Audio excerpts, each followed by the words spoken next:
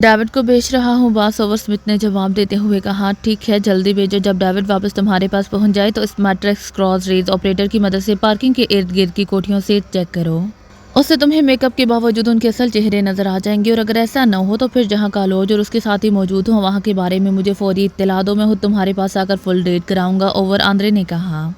Yes पास over, दूसरी तरफ से कहा गया तो आंद्रे ने ओवर एंड ऑल कहकर ट्रांसमीटर ऑफ करके उसे मेज पर रखा और फिर हाथ बढ़ाकर फोन का रिसीवर उठाया और फोन सेट के निचले हिस्से में मौजूद सफेद रंग के बटन को प्रेस करके उसे डायरेक्ट किया और फिर तेजी से नंबर प्रेस करने शुरू कर दिए। यस ग्राहम बोल रहा हूँ। चंद लम्हों बाद एक मर्दाना आवाज सुनाई दी। आंद्रे बोल रहा हूँ। आंद्रे ने कहा, ओ यस पास, हुक्म सर। दूसरी तरफ से इस बार मोदबाना लहजे में कहा गया, स्मिथ ग्रुप का डेविड तुम्हारे पास आ रहा है, उसे फौरी तौर पर मैट्रिक्स क्रॉस रेज ऑपरेटर जारी कर देना। फौरी तौर पर, आंद्रे ने तेज लहजे में कहा। यस पास, हुक्म की तामील होगी, ग्राहम ने जवाब दिया। ओके, आंद्रे ने कहा और रिसीवर रख दिया। सनशाइन तो काफी बड़ी कॉलोनी है, न जाने ये लोग कहाँ होंगे। एक एक कोठी को चेक करना तो बड़ा मसला बन जाएगा। आंद्रे ने रिसीवर रखकर कदरे परेशान से लहजे में कहा, जो तरीका तुमने सोचा है उसका नतीजा तो यही निकलेगा। लाजमन सनशाइन कॉलोनी में कोई कोठी उन्हें ब्लैक रॉक ने दी होगी, तो मुझसे मालूम कर सकते हो, लासी ने कहा। वो इंतहाई जिद्दी आदमी है और अगर हमने ज़बरदस्ती की तो वो लामहला पाकिस्तानी एजेंटों को फ़ोन करके इत्तला कर देगा। आंद्रे ने कहा, तुम इस ब्लैक रॉक से डरते हो, चलो मेरे साथ, मैं उसे एक लम्हे में सब कुछ उगलवा लूंगी, या फिर उसको वहाँ से यहाँ उठवा लो और सब कुछ मालूम कर लो। लासी ने कहा, तुम्हें मालूम नहीं है कि उसके हाथ कितने लंबे हैं। एक ही सूरत है कि उससे मालूमात लेकर उसे हलाक कर दिया जाए, लेकिन उसके लिए भी ज़रूरी है कि किसी को ये मालूम ना हो सके कि ये सब कुछ हमने किया है। अब अगर हम उसके क्लब जाएं या उसे यहाँ उठवा लें तो बहरहाल उसके आदमियों को मालूम हो जाएगा। आंद्रे ने कहा, तो फ़ोन पर बात करो, हो सकता है कि वो बता दे उसे। बहरहाल पाकिस्तानी एजेंटों से ज़्यादा तुम्हें अहमियत देनी चाहिए, लासी ने कहा। ठीक है, कोशिश कर लेने में क्या हर्ज है, आंद्रे ने कहा और रिसीवर उठाकर एक के बाद दीगरे 3 बटन प्रेस कर दिए। यस पास, उसके फ़ोन सेक्रेटरी की मुदबाना आवाज़ सुनाई दी। ब्लैक रॉक क्लब के मालिक ब्लैक रॉक से मेरी बात कराओ, उसे मेरा नाम बता देना वरना वो बात नहीं करेगा, आंद्रे ने कहा। यस पास, दूसरी तरफ से कहा गया तो आंद्रे ने रिसीवर रख दिया। तुम अपना लहजा सख्त रखना वरना ये मुजरिम लोग आसानी से बात माना नहीं करते, लासी ने कहा। मुझे मालूम है, आंद्रे ने कदरे खुश्क लहजे में कहा तो लासी ने इस अंदाज में सर हिला दिया जैसे वो समझ गई हो कि वो ज़हनी तौर पर बेहद उलझा हुआ है। थोड़ी देर बाद फ़ोन की घंटी बज उठी तो आंद्रे ने रिसीवर उठा लिया। लाउडर का बटन भी प्रेस कर दो, लासी ने कहा तो आंद्रे ने लाउडर का बटन प्रेस कर दिया। यस, आंद्रे ने कहा। ब्लैक रॉक से बात करें बास, दूसरी तरफ से फ़ोन सेक्रेटरी की मोदबाना आवाज़ सुनाई दी। हेलो, आंद्रे बोल रहा हूँ। मास्टर आंद्रे, आंद्रे ने कहा। ब्लैक रॉक बोल रहा हूँ। आज कैसी याद आ गई तुम्हें मेरी, दूसरी तरफ से बड़े बेतकल्लुफाना लहजे में कहा गया। तुमने मॉर्गो के दुश्मनों की मदद करना शुरू कर दी है ब्लैक रॉक, तुम के जबकि अच्छी तरह जानते हो कि मॉर्गो के हाथ कितने लंबे हैं, आंद्रे ने कदरे सर्द लहजे में कहा। ये तुम कह रहे हो मुझे तो मालूम है कि मैं ऐसे लहजे का आदी नहीं हूँ, इसके बावजूद तुम मुझे धमकी दे रहे हो और वो भी इस लहजे में जैसे कोई भी बर्दाश्त नहीं कर सकता। दूसरी तरफ से ब्लैक रॉक ने यकलहा चीखते हुए लहजे में कहा। उसका अंदाज ऐसा था जैसे उससे बेपनाह गुस्सा आ रहा हो, लेकिन वो जबरन इसे बर्दाश्त कर रहा हो। ज़्यादा ऊंचा उड़ने की ज़रूरत नहीं है ब्लैक रॉक, तुम मेरे ज़ाती दोस्त ना होते तो अब तक तुम्हारा क्लब भी मिसाइलों से उड़ा दिया गया होता और तुम्हें भी ज़मीन की निचली तह में दफन कर दिया गया होता। तुम्हें मालूम है कि मॉर्गो किस कदर बावसाइल है, इसके बावजूद तुमने ये हमाकत की कि मॉर्गो के दुश्मनों की मॉर्गो के खिलाफ इमदाद की, आंद्रे ने उससे भी ज़्यादा सख्त और तेज़ लहजे में कहा तो सामने बैठी हुई लासी ने इस अंदाज में सर हिला दिया जैसे उसे आंद्रे का ये अंदाज पसंद आया हो। तुम कहना क्या चाहते हो, मैंने क्या किया है? इस पर ब्लैक रॉक का लहजा नरम था और उसका लहजा नरम पड़ते ही आंद्रे के चेहरे पर यकलहा चमक सी आ गई। पाकिस्तानी एजेंट यहाँ मॉर्गो के खिलाफ काम करने आए हुए हैं और हमने उन्हें हलाक करना है। इन पाकिस्तानी एजेंटों का एक जोड़ा, मेरा मतलब है एक मर्द और एक औरत, जो यकीनन यूरोपीय मेकअप में होंगे, तुमसे तुम्हारे क्लब में मिला और तुमने उन्हें सनशाइन कॉलोनी में रहाइश मुहैया कर दी, आंद्रे ने तफसील बताते हुए कहा। ये सब गलत है कि मुझे कोई जोड़ा मिला था, सनशाइन कॉलोनी में मेरी कोई रहाइश का नहीं है, इसीलिए जिसने भी इत्तला दी है सरासर गलत दी है, ब्लैक रॉक ने जवाब देते हुए कहा। हमारी इत्तला गलत नहीं है, तुम हमें सिर्फ इस कोठी का नंबर बता दो, बाकी सब कुछ हम भूल जाएंगे और ये भी हमारा वादा कि तुम्हारी इस कोठी को मामूली सा नुकसान भी नहीं पहुंचेगा, वरना तुम्हें मालूम है कि हम किस कदर जदीद तरीन आलात इस्तेमाल करते हैं। हम इस कोठी को ट्रेस कर लेंगे और फिर इस कोठी को मुकम्मल तौर पर तबाह कर देंगे, आंद्रे ने जवाब देते हुए कहा। तुम बेशक पूरी सनशाइन कॉलोनी को मिसाइलों से उड़ा दो, मेरा इससे कोई तारुक नहीं और ना ही मेरी इस कॉलोनी में कोई रहाइश गाह है, दूसरी तरफ से कहा गया और इसके साथ ही राब्ता खत्म हो गया तो आंद्रे ने एक तवील सांस लेते हुए रिसीवर रख दिया। अब और तो कोई सूरत नहीं रही सवाए आलात इस्तेमाल करने के, चेकिंग के, लासी ने कहा। हाँ, लेकिन अगर इस ब्लैक रॉक ने वहाँ रहाइश गाह पर फ़ोन कर दिया तो वो लोग निकल जाएंगे और हम ब्लैक रॉक को रोक नहीं सकते, आंद्रे ने कहा। वो इतना अहमक नहीं है जितना तुम उसे समझ रहे हो, अगर उसकी सनशाइन कॉलोनी में कोठी होती तो वो कभी इस तरह की बात ना करता। ये भी हो सकता है कि कालोज और उसके साथ ही सनशाइन कॉलोनी में किसी और वजह से कार पार करके कहीं और गए हों, लासी ने जवाब देते हुए कहा। हाँ, ऐसा भी हो सकता है, देखो बहरहाल क्या नतीजा निकलता है, आंद्रे ने कहा तो लासी ने कोई जवाब देने के बजाय इस बात में सर हिला दिया। फिर 1.5-2 घंटे के शदीद इंतजार के बाद फ़ोन की घंटी बज उठी। तो आंद्रे ने रिसीवर उठा लिया और इसके साथ उसने लाउडर का बटन भी प्रेस कर दिया। यस, आंद्रे ने अपने महसूस अंदाज में कहा। स्मिथ लाइन पर है बास, दूसरी तरफ से कहा गया। कराओ बात, आंद्रे ने बेचैन से लहजे में कहा। स्मिथ की कॉल सुनकर लासी भी बेख्तियार सीधी हो गई। बास, कालोज और उसके दोनों साथियों को हलाक कर दिया गया है। दूसरी तरफ से स्मिथ की आवाज़ सुनाई दी और आंद्रे के साथ साथ लासी दोनों ही बेख्तियार उछल पड़े। क्या क्या कह रहे हो, क्या कह रहे हो तुम? आंद्रे ने उसीले लहजे में कहा। बास, इन तीनों की लाशें मेरे सामने पड़ी हैं, स्मिथ ने जवाब देते हुए कहा। ओ वेरी बैड न्यूज़, क्या हुआ है? कहाँ हो तुम? किसने हलाक किया है इन्हें? जल्दी बताओ, आंद्रे ने बड़ी मुश्किल से अपने आप को संभालते हुए कहा। बास डेविड स्टोर से मैट्रिक्स क्रॉस रेज ऑपरेटर लेकर आए थे और हमने मैट्रिक्स ऑपरेटर की मदद से पार्किंग के करीब की कोठियां चेक करनी शुरू कर दी और फिर एक कोठी में हमें कालोज, फ्रेड और जेम्स की लाशें पड़ी नजर आ गईं। कोठी का छोटा गेट अंदर से बंद था। बाहर कोठी चूंकि खाली थी, इसलिए हम गेट से अंदर गए तो एक कमरे में तीनों की लाशें पड़ी हुई थी। इनमें से कालोज और फ्रेड शायद पहले जख्मी हुए थे क्योंकि उनकी बाकायदा बैंडेज की गई थी। एक मेडिकल बॉक्स भी यहाँ मौजूद है। जेम्स शायद पहले ही हमले में हलाक हो गया था क्योंकि उसकी बैंडेज ना की गई थी। फिर कालोज और फ्रेड दोनों को कुर्सियों पर बैठाकर रस्सियों की मदद से उन्हें बांधा गया था जो अब तक लाशों की सूरत में बंधे हुए हैं। अलबत्ता कालोज के चेहरे पर तशद्दुद के निशानात मौजूद हैं। उसके दोनों नथने किसी तेजधार हंजर से काट दिए गए हैं। उसका चेहरा तकलीफ की शिद्दत से मसाह नजर आ रहा है, जबकि फ्रेड का चेहरा नॉर्मल है। इन दोनों के सीने में गोलियां मारकर हलाक किया गया है, स्मिथ ने पूरी तफसील बताते हुए कहा। हैरत है, कालोज और उसके साथी बेहद तरबियत याफ्ता थे, वो इतनी आसानी से तो मार नहीं खा सकते थे, आंद्रे ने होंठ चबाते हुए कहा।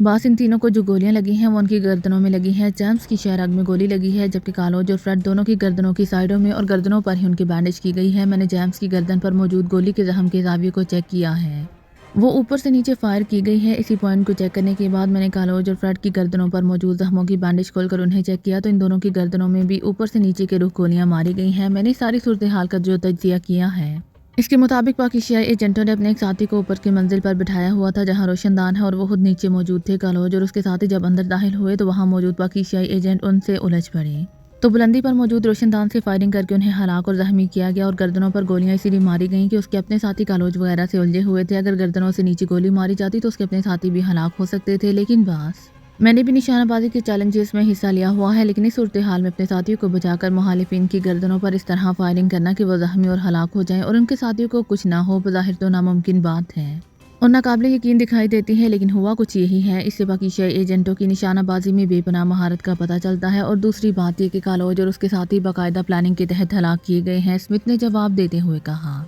तुम कालोज और उसके साथियों की लाशें लेकर हेडक्वार्टर पहुंचो। मैं तीसरे ग्रुप रैमजे और इसके 2 साथियों को यहाँ बुलवा रहा हूँ। अब हमें प्लानिंग के तहत इन पाकिस्तानी एजेंटों को ट्रेस करना होगा, वरना ये एक एक करके हमारा आदमी हलाक कर देंगे, आंद्रे ने तेज लहजे में कहा। यस बास, स्मिथ ने जवाब दिया तो आंद्रे ने क्रैडल दबाया और फिर टून आने पर उसने एक के बाद दूसरे 2 नंबर प्रेस कर दिए। यस बास, एक मर्दाना आवाज़ सुनाई दी। ये रेमंड था, हेडक्वार्टर का इंचार्ज। रेमंड, कालोज और उसके 2 साथी फ्रेड और जेम्स को पाकिस्तानी एजेंटों ने हलाक कर दिया है। स्मिथ अपने 2 साथियों समेत उनकी लाशें हेडक्वार्टर ला रहा है। जब ये लाशें आ जाएं तो तुमने उन तीनों को ऊपर की भट्टी में डालकर राख कर देना है और स्मिथ और उसके साथियों को स्पेशल मीटिंग रूम में भेज देना है। मैं रैमजे और उसके 2 साथियों को भी हेडक्वार्टर कॉल कर रहा हूँ। तुमने इनको भी स्पेशल मीटिंग रूम में भेजकर फिर मुझे कॉल करना है। फिर मैं और लासी भी मीटिंग रूम में जाकर इन पाकिस्तानी एजेंटों के खिलाफ कोई प्लानिंग तय करेंगे, आंद्रे ने तेज लहजे में मुसलसल बोलते हुए कहा। ये पास दूसरी तरफ से मुख्तसर तौर पर कहा गया तो आंद्रे ने रिसीवर क्रैडल पर रखा और मेज़ पर ही मौजूद ट्रांसमीटर उठाकर इस पर फ्रीक्वेंसी एडजस्ट की और फिर उसे ऑन कर दिया। Hello hello Andre, calling over, Andre ने बार बार कॉल देते हुए कहा। ये पास रैमजे अटेंडिंग यू ओवर। थोड़ी देर बाद ट्रांसमीटर से एक मर्दाना आवाज़ सुनाई दी। लहजा मोदबाना था। तुम कहाँ मौजूद हो इस वक्त? आंद्रे ने पूछा।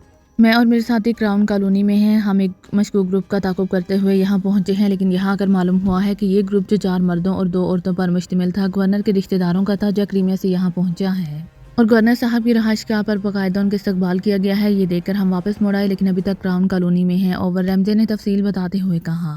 तुम अपने साथियों समेत हेडक्वार्टर पहुंचो। पाकिस्तानी एजेंट ने सनशाइन कॉलोनी में कालोज और उसके 2 साथियों को हलाक कर दिया है। मैंने स्मिथ और इसके ग्रुप को भी कॉल कर लिया है और तुम भी अपने साथियों समेत फौरन पहुंच जाओ ताकि हम पाकिस्तानी एजेंटों के खिलाफ कोई फुल प्रूफ प्लानिंग बना सकेंगे। ओवर, आंद्रे ने तेज लहजे में कहा। ये पास हम पहुंच रहे हैं। ओवर, रैमजे ने कहा। ओवर एंड ऑल, आंद्रे ने कहा और ट्रांसमीटर ऑफ करके मेज़ पर रख दिया।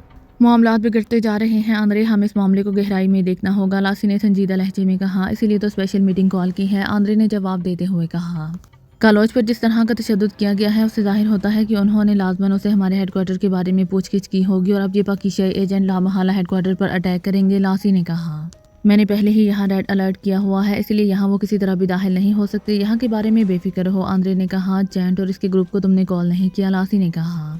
اسے کال کرنے کی کیا ضرورت ہے، وہ اسپیشل چیک پوسٹ پر کام کر رہی ہے، یہاں اس کا تو کوئی کام ہی نہیں ہے، آندرے نے کہا تو لاسی نے اس بات میں سر ہلا دیا۔ عمران اپنے ساتھی سمیت اس وقت ڈان کالونی کی ایک کوٹھی کے کمرے میں موجود تھا۔ وہ سب سن شائن کالونی کی کوٹھی میں موجود تھے اور وہیں سے آندرے کے ہیڈ کوارٹر پر حملے کی تیاریوں میں مصروف تھے کہ بلیک راک کی فون کال آ گئی اور بلیک راک نے انہیں بتایا کہ آندرے کا گروپ انہیں چیک کر چکا ہے۔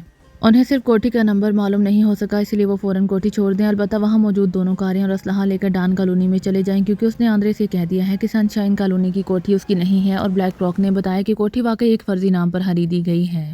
البتہ اس میں موجود دونوں کاریں اس کے کلب کے نام پر ہیں، اسی لیے وہ کاریں لے جائیں اور بلیک راک نے ان سے یہ بھی کہا تھا کہ اس کے آدمی واپس بھیج دیں۔ چنانچہ عمران نے فوری طور پر اپنے ساتھیوں کو ساتھ لیا، اسلحہ بھی کوٹھی سے اٹھا لیا گیا اور بلیک راک کا آدمی جو بے ہوش تھا اسے ہوش میں لا کر جب بلیک راک کا حکم سنایا تو وہ فوری کلب جانے کے لیے تیار ہو گیا اور پھر عمران اور اس کے ساتھی آندرے کے آدمی کی لاشیں وہیں کوٹھی میں چھوڑ کر خود دونوں کاروں میں بیٹھ کر ڈان کالونی کی اس کوٹھی میں پہنچ گئے۔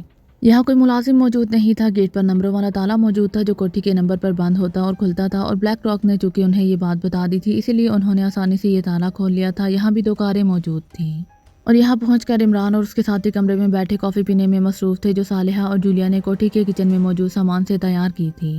عمران صاحب، ہم کب تک اس طرح اندھیرے میں ٹکرے مارتے پھریں گے؟ صفدر نے اچانک کہا۔ کیا ہوا؟ کیا تمہیں نظر آنا بند ہو گیا ہے؟ ویری سیڈ، پھر تو تمہیں صالحہ کے کاندھے پر ہاتھ رکھ کر چلنا پڑے گا، عمران نے جواب دیا۔ اس طرح دوسروں کا مذاق مت اڑایا کرو، صفدر ٹھیک کہہ رہا ہے، ہم ہاں چکراتے پھر رہے ہیں۔ مجھے بتاؤ کہ آندرے اور اس کے سیکشن کا خاتمہ کر کے ہمیں کیا ملے گا؟ ہمیں پھر بھی لارڈ کارلس تک جانا تو پڑے گا اور یہ بھی معلوم نہیں ہے کہ لارڈ کارلس کو بھی لیبارٹری کے بارے میں معلوم ہے یا نہیں، جولیا نے غصیلے لہجے میں کہا۔ یہ ہمیں بھی ہاں ساتھ ساتھ دوڑاتا رہتا ہے، تنویر نے شاید موقع سے فائدہ اٹھاتے ہوئے کہا۔ جس پتے پر تکیہ کیا ہوا وہی ہوا دینے لگا تو پھر میں بتاؤ کیا کر سکتا ہوں، عمران نے رو دینے والے لہجے میں کہا تو سب بے اختیار ہنس پڑے۔ عمران صاحب، یہ بات تو طے ہے کہ ٹرانڈا میں تو کوئی لیبارٹری نہیں ہے، کیا آپ لارڈ کارلس کو فون کر کے اسے معلوم نہیں کر سکتے؟ وہ لارڈ ہے تو کوئی تربیت یافتہ آدمی تو ظاہر ہے ہو نہیں سکتا، کیپٹن شکیل نے کہا، اور تم آسانی سے اسے الو بنا سکتے ہو، جولیا نے کہا۔ آج تک تمہیں کچھ نہیں بنا سکا تو کسی اور کو کیا بناؤں گا، عمران نے جواب دیتے ہوئے کہا۔ جبکہ تم بنے بنائے ہو، تنویر نے فوراً ہی کہا، اور تم ابھی بننے کے عمل سے گزر رہے ہو، مطلب ہے کہ تم ادھورے الو ہو، عمران نے کہا تو سب بے اختیار ہنس پڑے۔ عمران صاحب، کیا ہم صرف یہاں بیٹھ کر ایک دوسرے کا مذاق کرنے کے لیے آئے ہیں؟ اس پر صالحہ نے قدرے غصیلے لہجے میں کہا۔ چلو ایک دوسرے سے مذاق نہیں کرتے، اپنے ساتھ خود مذاق کر لیتے ہیں، ویسے تم بتاؤ کہ مذاق نہ کریں تو کیا کریں، عمران نے اس کے غصے کا برا منانے کی بجائے مسکراتے ہوئے کہا۔ عمران صاحب، آپ کو یقیناً کسی کال کا انتظار ہے، صفدر نے کہا۔ یہاں کس نے کال کرنی ہے، عمران نے کہا، لیکن جیسے ہی اس کا فکرہ ختم ہوا اس وقت سامنے پڑے ہوئے فون کی گھنٹی باجو تھی۔ یس، عمران نے ریسیور اٹھا کر کان سے لگاتے ہوئے کہا۔ بلیک راک بول رہا ہوں مائیکل، دوسری طرف سے سخت اور سرد سی آواز سنائی دی۔ یس، کوئی خاص بات، عمران نے بھی سرد لہجے میں کہا۔ آپ پلیز میری یہ کوٹھی بھی چھوڑ دیں اور اپنا بندوبست خود کر لیں، آئی ایم ویری سوری، میں مزید آپ کے لیے کچھ نہیں کر سکتا، آپ نے اب تک جتنا معاوضہ دیا ہے وہ بھی واپس کرنے کے لیے تیار ہوں، بلیک راک نے بڑے سرد مہرانہ لہجے میں کہا۔ یہ آپ کو بیٹھے بٹھائے کیا ہو گیا ہے؟ ہوا کیا ہے؟ آپ کھل کر بات کریں، ہم کوٹھی بھی چھوڑ دیں گے اور معاوضہ بھی واپس نہیں لیں گے، عمران نے بڑے نرم لہجے میں کہا۔